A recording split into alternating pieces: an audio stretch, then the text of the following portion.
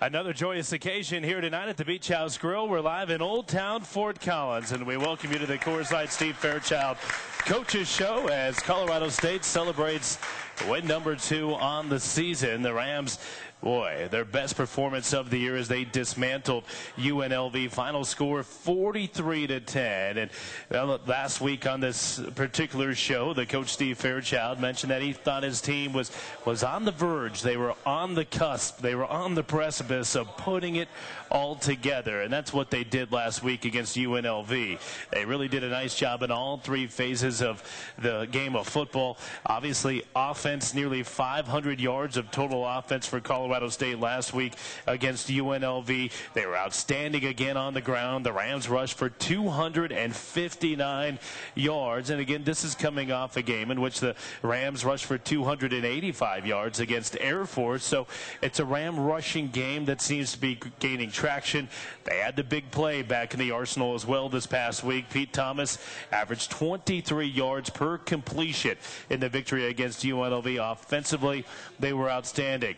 Defensively, perhaps the best of the season as well. They held a good UNLV offense to 274 total yards. How about the performance from Guy Miller? The senior defensive tackle came through with flying colors, set a school record with 4.5 sacks in a single game. Broke the record previously held by Mike Bell and Brady Smith, 2 of the all-time greats here at Colorado State. And it's a Ram defense that played outstanding. And at special teams, they had a great kickoff return once again from Derek Good. So all 3 phases coming together. And it spelled doom for UNLV. Again, 43-10, the final score. It was a joy to be out there at Sonny Lubick Field here this past weekend. Now, well, the Rams, they kind of have to regroup and refocus because they're going to get a stern test coming up on Saturday. Rams are going to go right back out on the road. They'll travel to Salt Lake City on Saturday to take on a top 10 team. Utah comes in as the 9th-ranked team of the nation. Kyle Whittingham has that program really flying right now. They are 6-0 on the season. They're the highest scoring team in the Mountain West Conference. So Colorado State, yes, you feel good about yourselves after that victory against UNLV, but it's time to regain that focus and take on what will be one of the biggest tests of the season against Utah. And then, of course, coming up after that, well, it's going to be New Mexico, Saturday, October the 30th. And just a reminder to the fans out there, if you haven't gotten your tickets yet, it's a Pepsi 4-pack day for that contest on the 30th of October. Get 4 tickets, 4 hot dogs, and 4 sodas for only $80. Orders must be placed by October 29th. That's the Rams and the Lobos on October the 30th. Kickoff set for 4 p.m. Call 1-800-491-RAMS or visit the all-new CSURams.com for tickets. Well, we'll visit with the coach, Steve Fairchild. That comes up next. We're at the Beach House Grill in Old Town Fort Collins. From Delegate Sports, it's the Colorado State Sports Network. Back here live at the Beach House Grill in Old Town Fort Collins for another edition of the Coors Light Steve Fairchild Coaches Show. Ryan Roth with you, and the coach joins us for the first time. 43-10 win for the Rams this past week at Sonny Lubick Field at Hughes Stadium, and a complete domination of UNLV. You mentioned last week you kind of saw one of these games coming. Boy, you got one in a big way.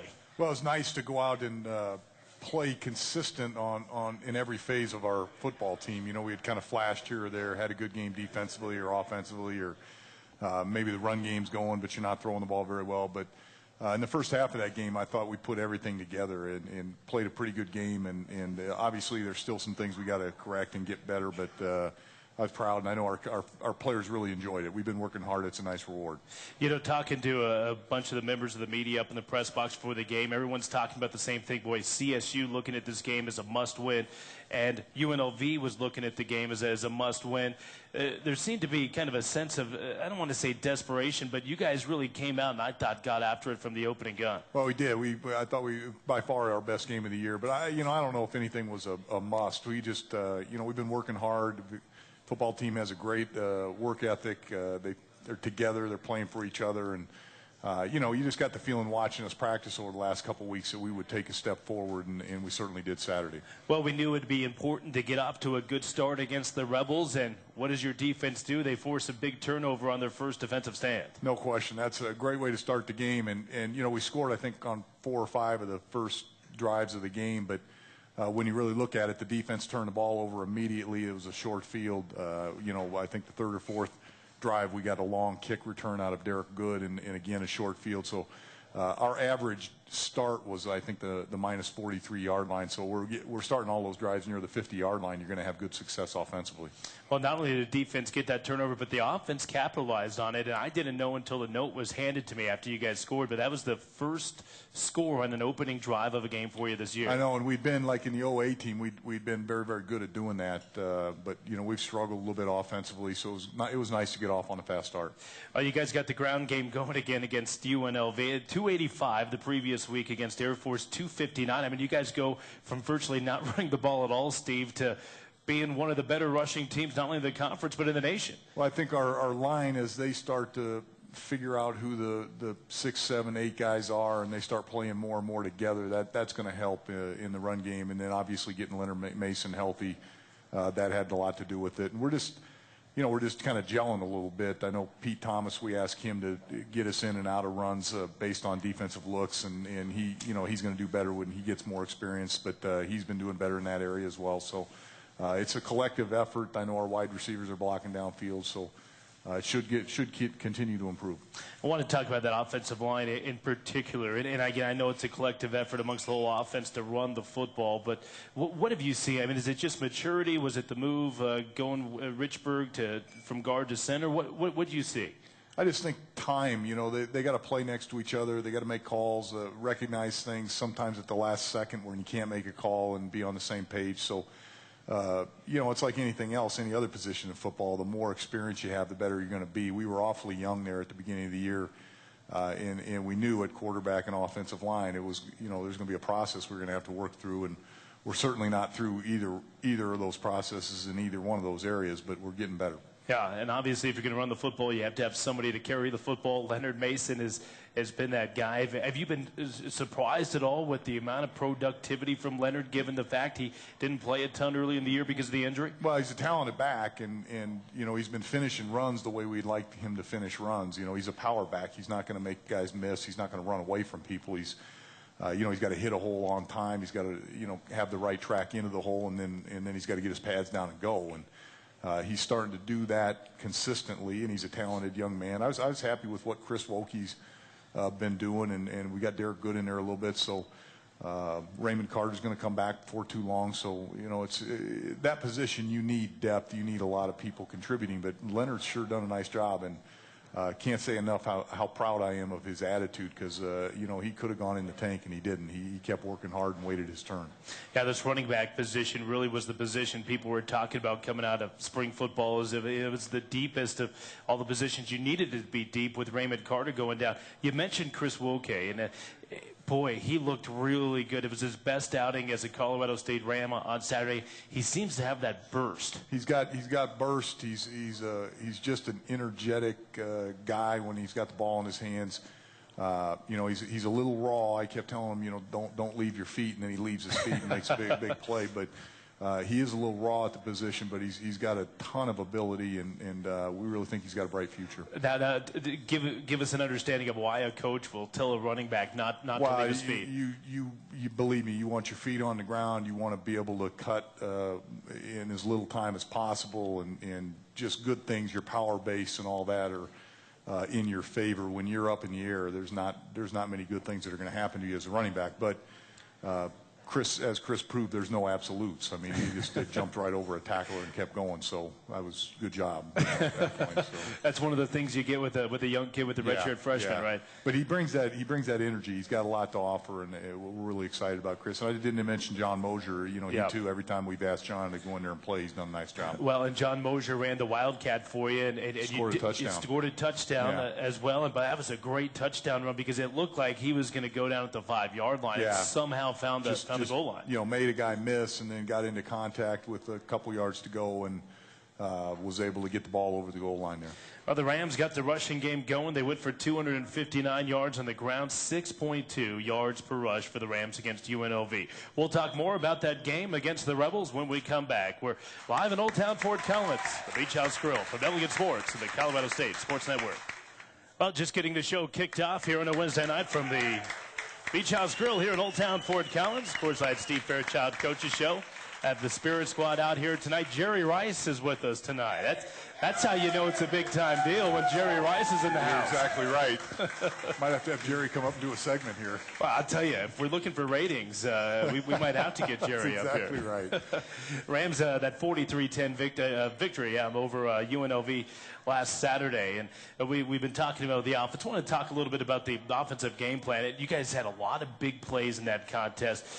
23 yards per completion, I believe, whereas the week before, 6 yards per completion, and maybe we're looking at stats too much. Was it what UNLV gave you, or was it just you guys hitting on some big plays? Well, a little bit. They were a little aggressive, so that lends itself to some big plays in the passing game. But what's more importantly is when you can establish the run, just in our scheme of things, when you can start running the football, then it opens up some throws for the quarterback, not only down the field, but just some quick little bootleg type things that, usually make you more productive in the passing game. We would like to see 8 or 9 yards an attempt. We feel like if that's the benchmark, if we can get that per attempt and not look so much at the completions, but just how productive are we when we call a pass play, then we feel like we're doing a good job in that area. But you'll take 23 yards per attempt. 23 or per completion. Yeah, that's obviously we had some big plays. Lou had 2 for over 120, so we were able to hit some big plays, and that's, again, when we're going, that's the way we would like to play the ball or play the game offensively, is pound you running it and then try to throw it over your head. Yeah, but I think it ended up being, if you do the math, close to 16 or 17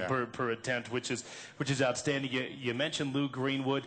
He's a guy, I think, of your entire receiving core represents the most big play ability. Right. We saw that. He's got that top end speed, and he's a converted running back. He has not had a redshirt year. He's an inexperienced guy at that spot, but you could see over the last 10 days, 2 weeks or whatever, it was clicking in. And, like we always tell him or anybody else on our football team, if you start to produce consistently out there on the practice field, it will eventually show on a Saturday afternoon, and it certainly did with Lou this past weekend. And I know there are a lot of ups and downs with young players getting their feet wet in college football. How about Byron Steele? He leads you in receptions and receiving yards through the first 3 games, and haven't seen much of him here in the last few weeks. Well, again, it's whatever you do on the practice field, that's what's going to dictate whether you're on the field during the game. But Byron's got he's got talent, and he's done a nice job. And if he keeps plugging away, there's some things that he can do, and he can be a very productive part of our receiving core and our offense. But and again, receivers kind of funny.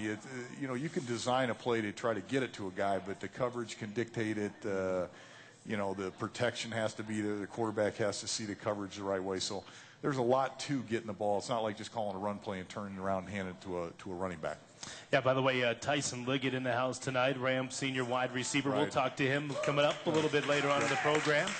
Got to throw Tyson's name out there. We've been talking a ton of offense, and the guy sitting next to him, Alex Williams, senior linebacker, said, "Hey, we played pretty well on Saturday too." Let's talk a little bit about the defense. Well, Alex in that linebacking core is having a tremendous year, and I know he had a number of tackles and a number of big stops for us in that game, and I thought we did an outstanding job on the defense side of the ball against UNLV, because they did have balance. I mean, they could throw it in, run it, and that quarterback posed a little bit of a challenge, and our defense did a nice job on him. Well, I talked to Larry Kerr, Ram defensive coordinator, earlier today. I just like to ask him from his perspective, throw out a couple of names of guys that, when you watched the game and then went back and looked at film, stood out to you, and Alex Williams was one of the names that he threw out from that UNLV game. Of course, the guy that we were talking a lot about in my conversation with Larry was Guy Miller. What can you say about the performance by Guy Miller on Saturday? Well, I'll tell you what, he's been doing it all year. He's had a tremendous year, and for a guy to get 4.5 sacks in a game is remarkable. Then when you add to it that he's an inside player, he's a defensive tackle for you, and those guys are a lot of times getting doubled up in there. That makes it even more of a remarkable thing that he did last Saturday. But he set the school record, and when you put your name in the likes of Mike Bell and Brady Smith, that's unbelievable in my book that he put himself in that company, and certainly deserving. He's having a great senior year, team captain, and hard-working, good guy. Yeah, where do you rank? You've been around football a long, long time. Where do you rank a performance like that when you put it into perspective with some of the things you just said? You know, it's one of the best you've seen, and you just normally don't see interior defensive linemen do that type of thing. So he dominated the game. We got a wall by our team room, and I've tried to put up 3 or 4 outstanding moments of each season I've been here, and I think we got 3 or 4 from the first year and 3 or 4 from the second year, and we're certainly gonna honor Guy Miller with a picture and a kind of a paragraph underneath it with that performance last Saturday. Yeah, we had him on the show last week. He seems to have that workmanlike approach. I don't see him thinking that he's going to be going for 2 or 3 sacks coming up on Saturday. We put him on the show. He produced with a huge game. That's right. We got Tyson and Alex out there. That's right. On the show. We're expecting huge games on Saturday. That's a great point, gentlemen. Let's keep that in mind back there, all right? All right, we'll talk more about the UNLV game. Start to look ahead to number 9 Utah. That game comes up on Saturday for the Rams. All that and more coming up after this. From Nelligan Sports is the Coors Light Steve Fairchild Coaches Show on the Colorado State Sports Network. All right, reaching the midway point here this evening on a Wednesday night of the Coors Light Steve Fairchild Coaches Show. Another outstanding audience with us here tonight. Brian Roth with you, and we have the head coach Steve Fairchild. 1-866-702-7691. Again, 1-866-702-7691. That's the telephone number if you want to hop on board of the show tonight. We also have an in-house studio mic, and well, let's go to that right now. And if you're in the house and you want to ask the coach a question, you're more than welcome to. Go ahead, young lady. Brandy. Hi, Coach. Hi, how you doing? Great game on Saturday. Thank you. I was a little worried that the student section wouldn't know the start the bus cheer, but the band pulled it off, so that was good. That's always important. You hear that at all? No. No. I don't hear much. I hear myself talk. So my question is, in the first quarter there was a penalty that was declined, and then the Rebels had 3 points. Was that miscommunication, or? You know, I didn't want to take them back, and at that point, I think we were up by 2 scores. I didn't want to take them back and give them a chance at a touchdown. I thought, first of all, it was going to be a 47-yard field goal, so I thought it was questionable in length, and I knew at that point you had a pretty good feel that we were going to move the football. So I thought a double-digit or a two possession game with a field goal and us getting the ball back is probably the right thing to do there. I just didn't want him to score a touchdown. So, but you can second guess it. I mean, that's certainly, Brandy. You can second guess that one all you want right there. Brandy, that's your job. Keep it up, though. I can't do that. No. Nice job, Brandy. Appreciate that.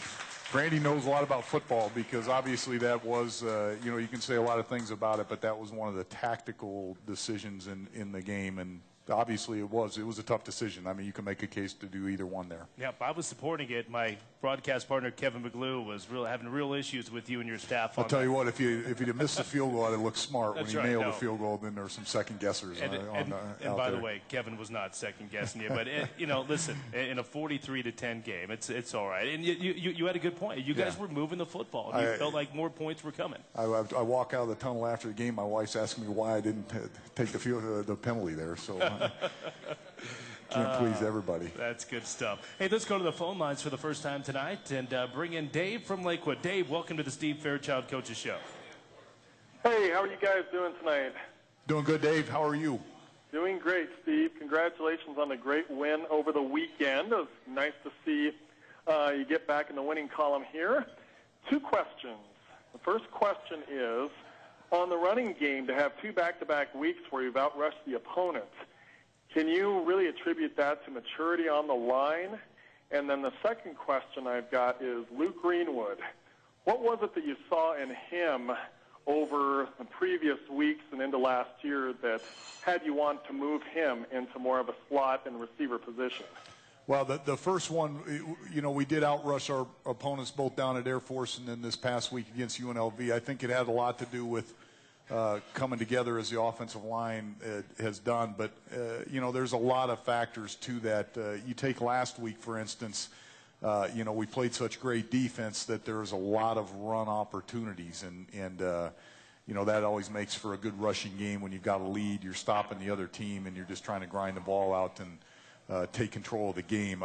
There's nothing better as an offensive play caller than to get into a game where you're playing that type of defense and you can try to wear the other team down a little bit. And I thought we did that in the second half. We weren't real productive point-wise, but we were taking control of the game a little bit physically. So a lot of components, defense, the offensive line coming together, Leonard Mason being healthy, just a lot of things come together for a run game to do what it did that last Saturday against UNLV. As far as Luke Greenwood goes, I've said this before. He has not redshirted. He's a running back by trade. He's learning how to play the wide receiver position. And there was something over the last week, 10 days, that he just kind of started to play a little faster, started to be a little more sure of what he was doing on the practice field. And with his God-given ability, because he is a great athlete and he can run, and he's a tough kid. When you put those components together and he starts to know what he's doing and feel comfortable with what he's doing, you knew that he was capable of having a breakout game. He's going to be a very, very good receiver here for us as he continues to figure out the position. Well, thanks a lot, Steve. Have a great week, and let's really take it to Utah and make it a tough thing for them to leave the conference. That'd be great, Dave. Thank you for the calling in. Thank you very much, Dave. Appreciate that. 1-866-702-7691, the telephone number. And can't forget that, Luke Greenwood, he's just a year and a half removed from high school. Right, yeah. And like I said, we're in a situation where we're having to play some of these guys. I'd like nothing better than to be able to redshirt them. But right now, we've got to do what we've got to do. But as we continue to, I've got a tremendous staff. And as we continue to recruit and build this program, I think guys like that will have a harder and harder time playing. Well, then step aside. More to come here tonight from the Beach House Grill in Old Town Fort Collins. Coors Light, Steve Fairchild Coaches Show from Nelligan Sports, Colorado State Sports Network.